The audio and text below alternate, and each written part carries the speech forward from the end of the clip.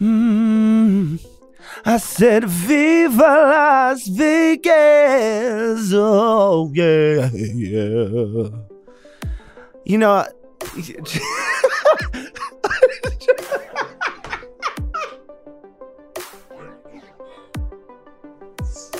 I feel, no, keep it going. I feel like we gotta keep that one just because that's so funny. Today I have a special guest. Jaden Gross is gonna be joining us today. I'm an idiot. I'm in Las Vegas at the 10X Growth Con. We've got some knowledge. We are going to drop it for you today. Thank you so much for stopping by. I know I was gone for 5 weeks, but I was sick as a dog. But I'm back now. Here we go.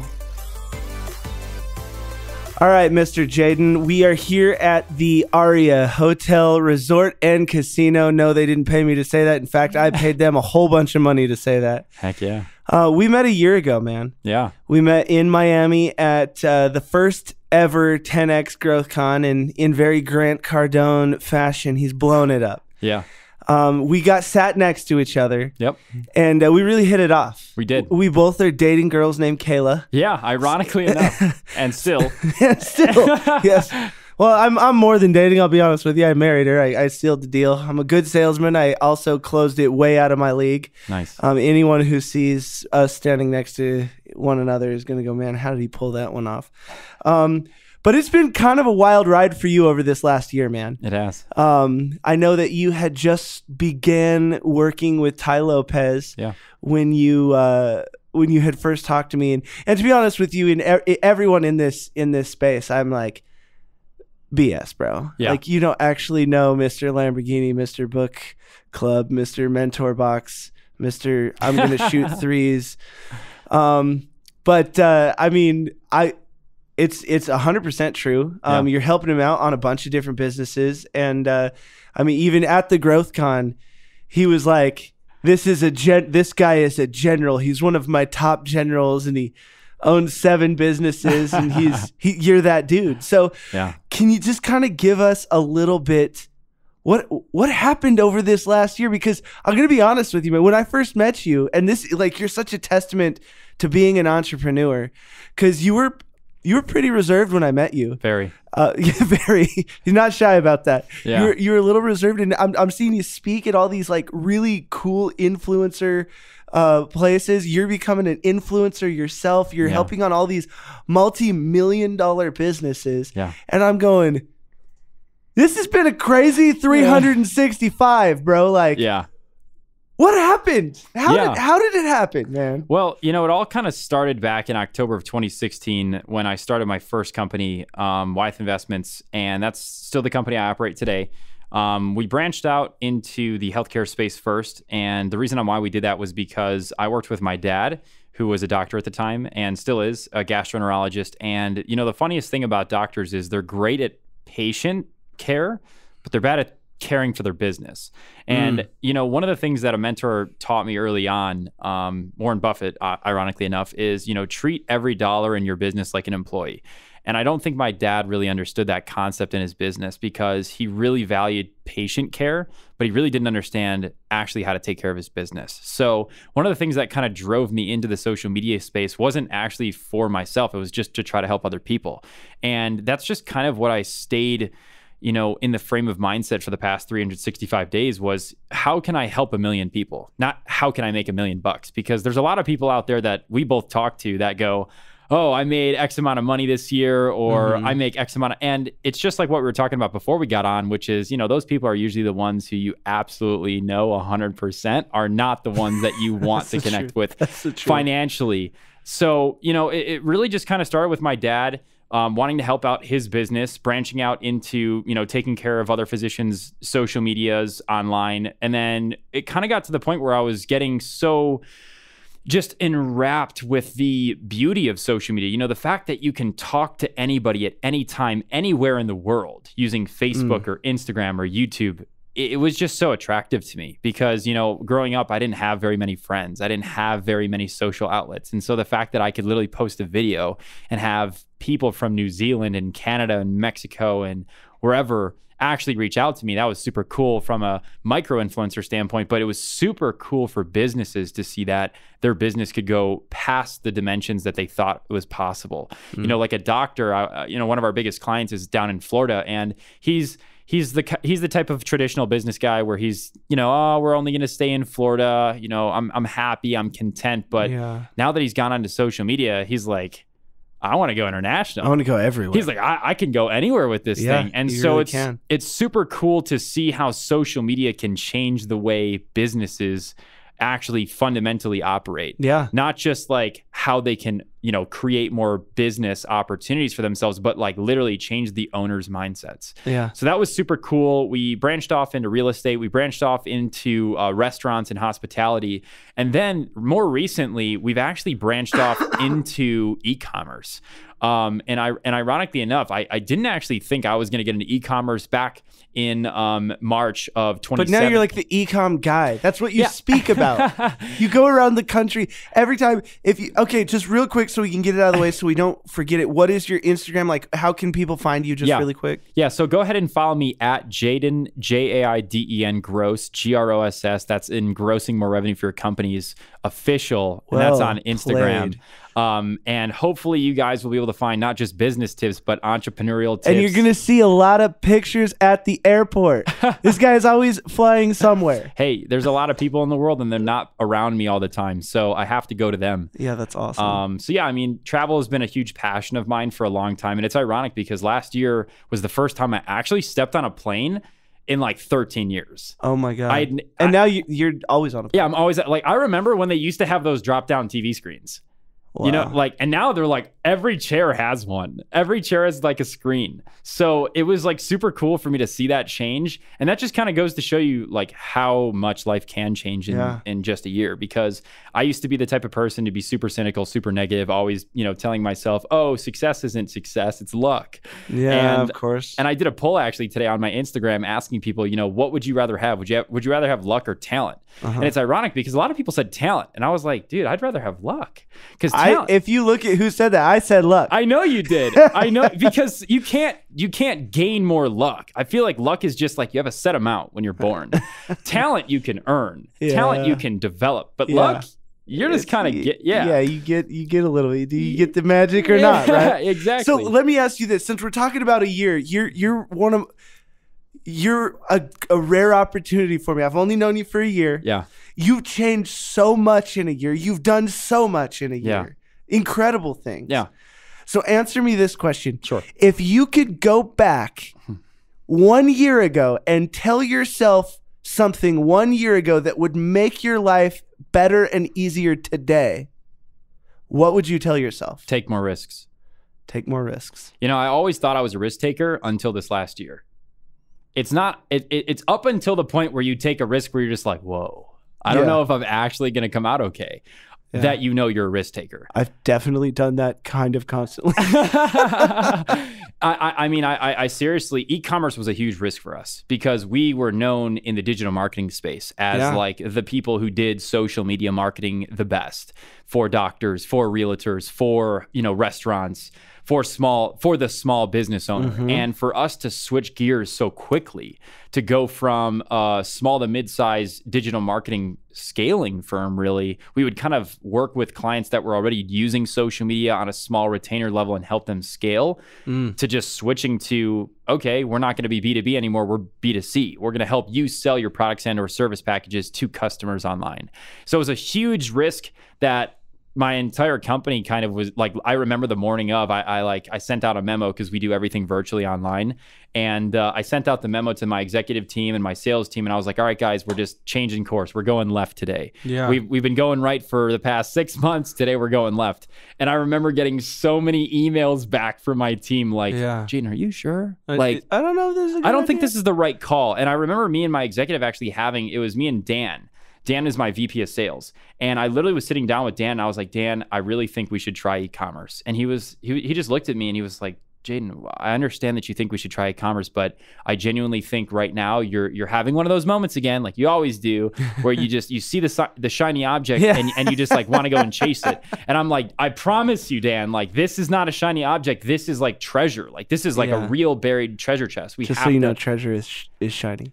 Until you open the chest, you don't know if you're going to get loot or not, right? Okay, fair. That's good. So I saw the treasure chest. I didn't know if there was any shiny objects in it or not. And I honestly I had friends in the influencer space that were, crushing it in e-commerce, people making $250,000 a month after 4 months of being in this space. And I was just thinking to myself, I was like, if we're able to do the harder stuff like the digital marketing content creation, the digital marketing advertisements for service-based businesses, how can't we sell a product to a consumer that's already buying the product? Yeah, exactly. I mean, it seems logical. And so we tested it out and we didn't have, great success for the first 2 months, I would say, but it wasn't until probably our third month where we finally got a client who had a big enough budget for us to experiment a little bit more than we were able to do beforehand.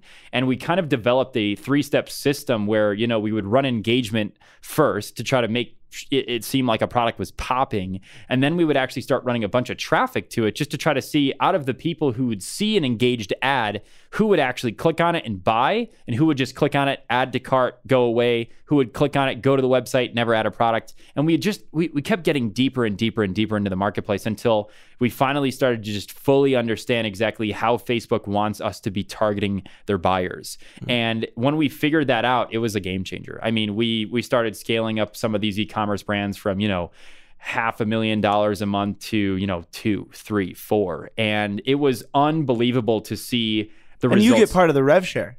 Yeah, we get 10 to 20%, but honestly, awesome. it's super cool to see that the life of your client change.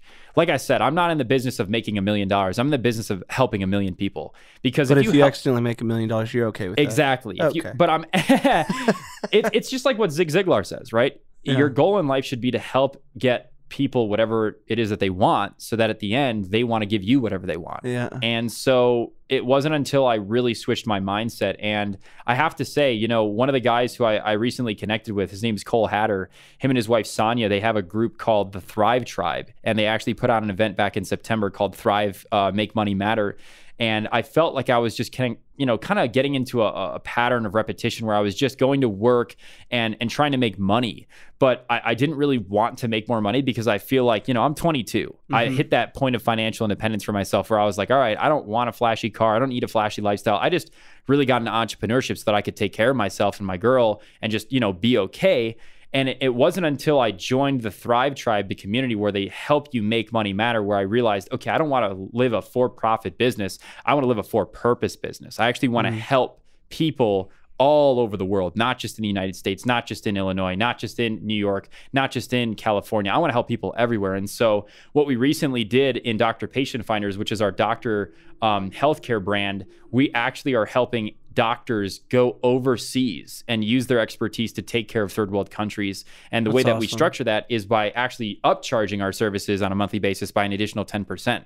So we basically went back to bat with all of our customers that were already paying us, $2,500 a month all the way up to $25,000 a month. And we basically said, we're increasing our services by an additional 10%. But the reason why we are doing that is because we want to help you guys do exactly what you were put on this earth to do. Take care of people everywhere in the world. And so what we do is we actually send a doctor overseas, all expenses paid for 1 to 3 weeks, and actually allow them to use their expertise medicinally to train, educate, and actually practice medicine in all of these different places of the world. So it's been a crazy experience, but that was by far the most defining moment in my life where I could actually see the world start to be impacted, because it's like the butterfly effect, it can be kind of slow. Yeah. You don't know how quickly your ripple is going to impact the world. But when you really start to play a big game, like when you start to play big, that's why I love that we met at 10X GrowthCon, because we're both big players. We want to play big. We don't like to think or play small. I knew I wanted to play big, and I didn't understand why until recently, where I was like, wow, it's not about me. It's about impacting the world on a big level, like actually seeing the ripple effect take Okay, so in the last year, Yeah. the 3 best things that happened to you, Okay. as fast as you can, Yeah. but also the 3 worst things. Yeah, absolutely. So the 3 best things I can easily state because a lot of them actually happened recently. Oh, okay. Because they're always like, it's just always changing. So one of the things was when we hired a chief operating officer, Angela. She is by far the best person that's ever entered my life. She helps me understand our clients better than I could understand them. Nice. And one of the things in business that I've come to realize is that if you don't understand your customer, you don't know how to earn them. Does that make sense? Like Yeah, Robert of Hirschbach course. said, the hardest thing to do in business is earn a customer. And I feel like I've earned a customer because they paid me, but that's not true. Yeah. I might have earned their money, but I didn't earn them. Yeah. And so she's helping me understand, even after a customer is paid, how to retain them, how to get them to like us, how to get them to really participate. cool. Like I got my first Christmas card in the mail from a client. That's awesome. That's like incredible. Like I remember when my parents, when I was younger, they would get Christmas cards from their friends and family. I was like, wow, you actually have people that like and care about you. That's so cool. Like they're sending mail, and now I'm getting it myself. And I never realized how cool it is to get a card. So that's number 1. Number 2 is travel. I've been able to travel a lot more, obviously, because That's I've cool. become so active in this space. And through travel, I've created my 3rd best thing, which is just relationships. Oh, that's I've met awesome. some of the best people, even aside from business, who I honestly, I used to think about this all the time. I was like, man, when I get married, who's going to stand beside me? I was like, I got my brother, who's probably going to be my best man, but like, that's it. Like, I don't know. I don't have groomsmen. This is kind of embarrassing. Now I can easily say I'm going to have like 50 groomsmen. That's awesome. Because these are guys that literally will call me at 4 a.m. and be like, hey, bro, I'm up. Just wanted to see if you're having a good day, if you're starting your day yet, or, and I met this one guy from Thrive Connect, the mastermind. His name is Dave. He's from Nacogdoches, Texas. All right. And this guy is by far one of the sweetest people I've ever met. Like, literally. What is the Thrive Tribe? I guess I don't really Yeah, so the understand. Thrive Tribe is actually one of the coolest communities I've ever been a part of, and I'm super grateful for Cole and Sonia for putting it together. Basically, the Thrive Tribe is a kind of not T chart, but it's a square chart. Basically, there's 4 different segments, right? Have you read the book Rich Dad Poor Dad? Yeah. You know how he has like those 4 different boxes? It's like you go from employee to business owner to entrepreneur to investor. Well, Cole actually created this thing called the Thrive Cube, which is basically money and then purpose. And in the top right quadrant, it's the thriving quadrant, which basically means that you have enough money, which is the top left, and that you're actually giving back to your community, which is like the purpose based. So the Thrive Tribe is basically some individuals who want to do more than just make a for-profit business. They want to make a for-purpose business. They want to make their money matter, which is the slogan or motto of Thrive. So it's a beast community, and I love the heavy hitters that are a part of it. Nice. 3 things that just kind of kicked you in the balls. Yeah, and I actually just talked about this at Ty's conference in Santa Monica. So one of the hardest things that we actually had to overcome was back in early Q2 of last year. One of our subcontractors, who was a manager at the time, actually kind of pirated all of our information that we were using to like sell to clients, and literally just like put that all over these different like freelance sites like Upwork, 123 Employee, Talented Hubstaff. And so literally like all of our secret proprietary methodology was just literally sitting there vacant for people to copy. So it really put some pressure on us right away to kind of have to do some better qualifying for our people, because we didn't hire anybody W-2. We hired everybody 1099. So we had to make sure that, okay, if we're hiring 1099, we need to have a good process for people to actually come on board. We can't just hire anybody. So that was chemistry is everything. Yeah. So that was the hardest part. The second hardest thing was actually something that happened in my life personally. Basically, we had a couple of different legal things happen. We were using LegalZoom, and LegalZoom, I now realize, isn't the best of companies to incorporate with. Yeah, they're crap. Yeah. You can go ahead and say it. They're complete crap. Yeah. So if you're listening right now and you're a young entrepreneur, you're a startup company, get an attorney. Yeah. That's the best thing that I have ever done for just my put business. $5,000 down, retain the attorney, have him do everything for Do you, it. because you don't realize how much you get skimped on LegalZoom. I mean, we ran into like copyright issues. We ran into like all these like. Well, one of the things with LegalZoom, and unfortunately, I had the same kind of wake up. I think I was with Rocket Lawyer, which is basically the same thing. Yeah. And they need to be legal in 50 states. Yeah. So it's such a thin blanket, and it just makes it look official. It's not actually official. You might as well write it on a napkin when you're drunk. Yeah. The binder is cool. Yeah, the binder is really That's cool. like the coolest part. Yeah, that is cool. You feel very official. Yeah, it was. I mean, I remember when I got that gold, I was like, wow. But yeah, so that was Did kind you of get the stamp, the little Yeah, seal they the give little- you? Yeah, yeah. that's what kind of sold me. I was like, ooh, I'm all official. the aesthetics. So that was kind of the second bad thing. And then the third bad thing that I kind of realized back in Q3 of last year was just surrounding myself with people who were too far ahead of me. And this is a huge thing that I've come to realize is it's the law of 33%. You got to surround yourself with people who are above you, people at your level, and people below you, but you can't spend too much time with any one of those circles.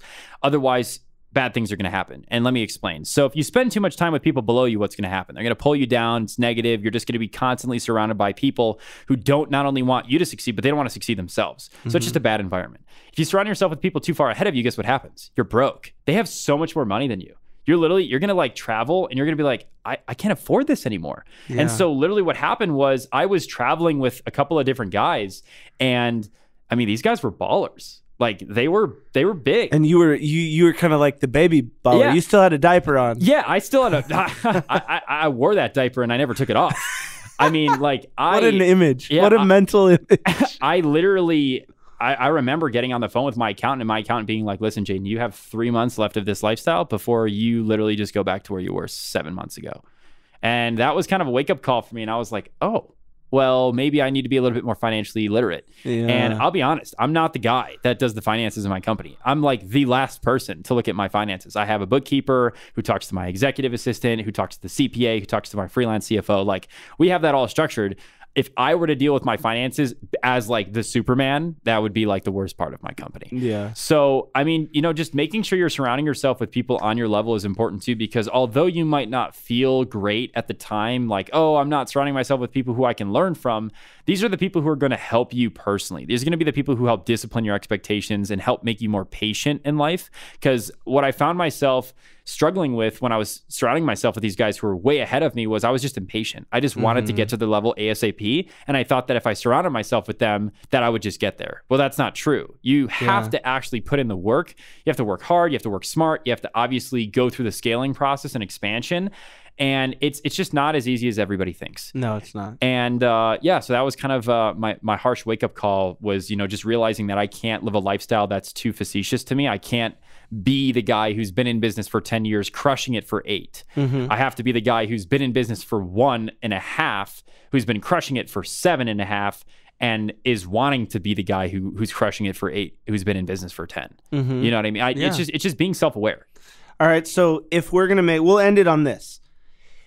If you're going to make one proclamation that we are going to hold you accountable, and by we, I mean me. Yeah. What are you going to proclaim right now? Because maybe at the next Growth Con or maybe in a year or just whatever, just within like we're February 23rd, 24th? Yeah. We'll say February 20 something. Yeah. We're going to get Mr. like gross revenue. Mr. Data. Mr. Data. We're going to get this guy back on here. He is, because he's so analytical, he's got the data, he understands. He's going to make a proclamation right now that we are going to be like, all right. And just so you guys know, if you don't hear a podcast come next February, I want you to know he was lying and don't do business with him. So what proclamation are you going to make right now that we can hold you accountable to? Yeah, absolutely. So my proclamation to the world is I promise to help 1 million people by next year. How are we going to prove it? So I'm going to prove that by being on stage. And I literally want to get more active in the public speaking space. So my goal is to literally speak in front of 50,000 people at once. So I want to be on stage in front of 50,000 people. And I'm already starting to do that by, speaking at high schools, speaking at universities, kind of like what you're doing, with the university space. I just want to go around and educate people. Because honestly, my biggest life goal, like by the end, like honestly, I don't even want to make a proclamation for the year. I want to do it for a lifetime. Because I feel like that we can at least, accurately measure if I'm going down the right trail or not. Yeah. 1 year, a lot can change. Yeah. So my life proclamation is I want to end the epidemic that people are having right now with the education system. I think education is one of the biggest problems we have. I mean, the reason on why I think so many people suffer is because they have a lack of education. Well, see, now we got to, because that's my space, man. I'm literally built to disrupt education. I'm actively doing it. I'm doing it right now. So with that being said, so my book comes out on April 18th, my birthday. Awesome. And I am going to throw a book launch / my party / at my event center at the place in Boulder, Colorado. Are you going to be there? Hey, well, I'm moving to Denver in April. After the 7th, so I'll be like your neighbor by then. We're gonna have a good time. Awesome. Yeah, we're launching my book. We're gonna have a full so it's gonna be like my birthday party, my book launch, and then I'm gonna have some speakers and a bunch of the influencers from Denver. Do I get a speaker position? You get a speaker position. I'm there. Yeah, we need you. We need you there. I'm there. We gotta get the data, man. We get the data. I mean, we don't even know what road to go down if we don't have the data. You're like the GPS on whether or not you want to get rich. U-turn. I'm just.